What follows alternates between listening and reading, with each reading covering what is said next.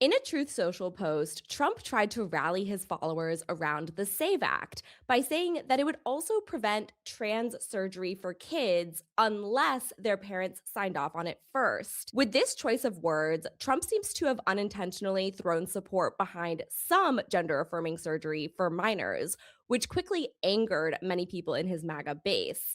It just goes to show that Trump really isn't the driver behind these policies, nor does he fully understand them. He's just responding to the whims of some of his loudest supporters online. And increasingly, they're taking issue with the things he's doing. So on March 5th at around 10 a.m., Trump posted this on Truth Social. He wrote in all caps, the Save America Act. One, all voters must show voter ID. Two, all voters must show proof of citizenship in order to vote. Three, no mail in ballots except for illness, disability, military, or travel. Four, no men in women's sports. And five, no transgender mutilation surgery for children without the express written approval of the parents. There are a few interesting things about this Truth Social post. First of all, the SAVE Act has nothing to do with transgender people, gender, or sports at all. As it's written, the bill doesn't mention anything about these topics. Last month, the SAVE Act passed the House and is now headed to the Senate. And what it does do is it creates new requirements for US citizens to be able to vote, which has raised alarm among voting rights advocates. But if you search through the text of this bill, what it doesn't do is have anything to do with trans people explicitly. Rather, it has to do with what documents eligible voters would need in order to be able to prove their citizenship and vote. Now, the problems with the SAVE Act are many. For starters, it's already illegal for non citizens to vote in US elections, and incidences of that happening are already extremely rare. Also, a lot of Americans don't have the types of documentation that this bill would require, which means that it wouldn't stop non Americans from voting, it would stop eligible Americans from being able to vote. And this isn't even necessarily a partisan issue. This is from the Bipartisan Policy Center, and it's based on actual examples of legislation happening in places like Kansas that stopped eligible voters from being able to exercise their constitutional rights before. The SAVE Act would require people to have things like a birth certificate with the name that they're currently using on it, or an unexpired passport. And according to these statistics, a lot of eligible voters don't have these things. For example, more than half of registered voters do not have an unexpired passport with their current legal name, and 11% of registered voters don't have access to their birth certificate. The SAVE Act would, in particular, hinder women who have gotten married and changed their last name because their original birth certificate wouldn't reflect that, and they may or may not have a passport that does. So it's ironic that Trump is conflating the SAVE Act with his administration's supposed policies about protecting women and girls. But what's also ironic is the specific phrasing that he's using around gender affirming care for minors, because it actually puts him to the left of his own administration's policies around trans people. Independent trans journalist Parker Malloy broke it down in this Blue Sky thread. She said, I don't think that the SAVE Act includes anything about points 4 or 5. It does not. I think he's just throwing in some anti trans stuff into his post for the fun of it, not to mention that setting aside the inflammatory mutilation surgery language, point number 5 actually describes something less anti trans than his administration's actual policies. Like, if you asked trans advocacy groups if they'd be okay with a ban on transition surgeries for teens unless they get the express written approval of the parents, I think those groups would probably be like, yeah, that sounds fine. Because one, surgeries for anyone under 18 are very rare as is. Two, genital surgeries for anyone under 18, which when they do occur are usually 17-and-a-half-year-olds who want to do that before going off to college, are much, much, much rarer. And three, already never happen without parental permission. What his administration has actually been doing is banning trans teens who have the full support of their parents and doctors from being able to even access non-surgical medical interventions.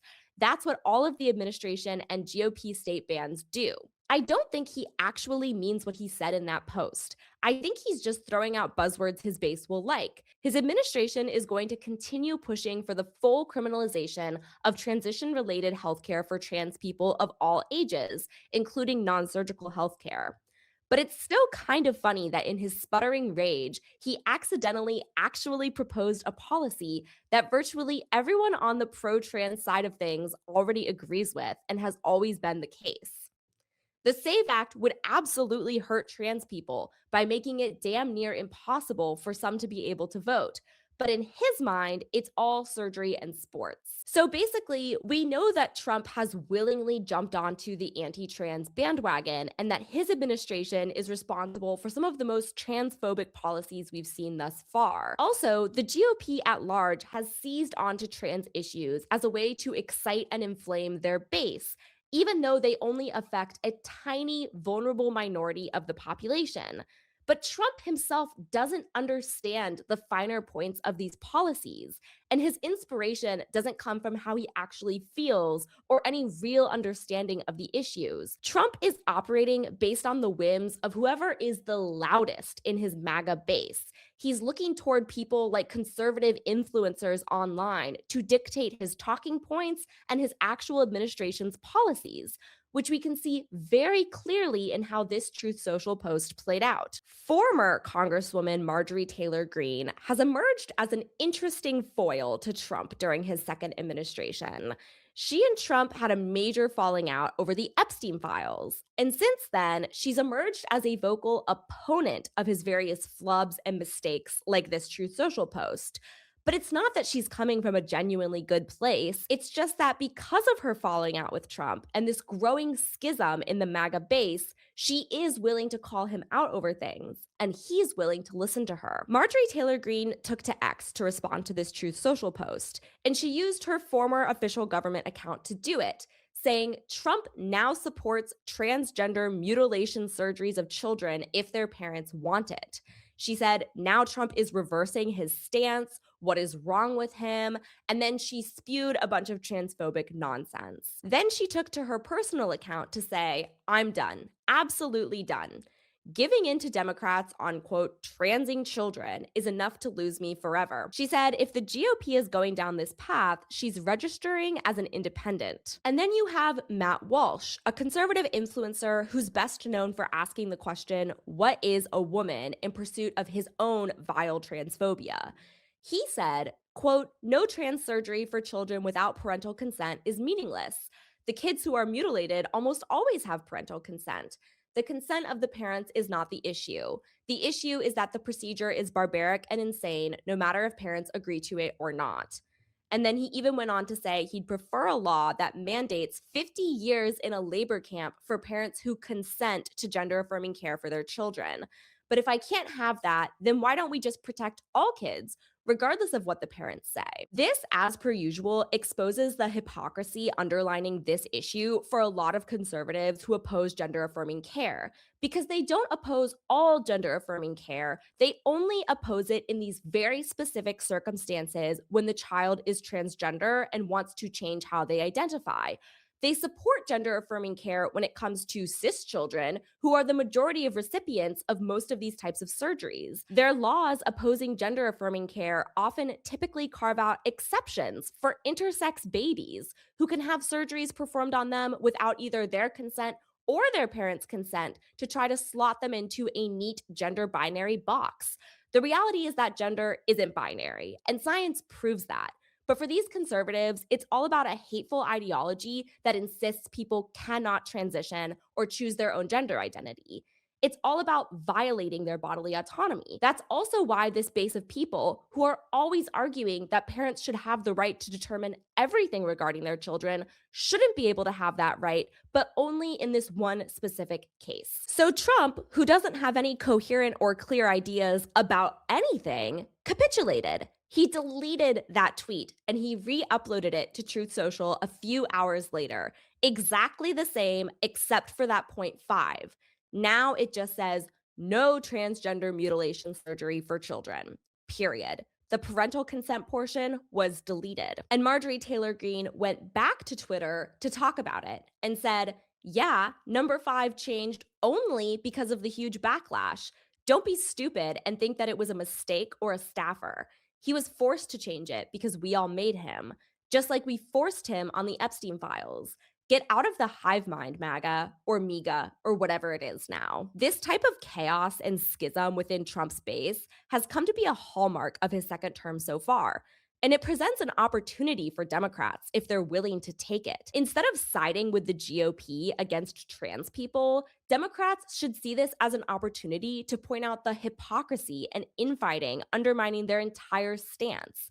Most people don't actually care about trans kids or adults. There's no real reason to dedicate any of the government's time, energy, or resources to fighting against the rights of trans kids and adults.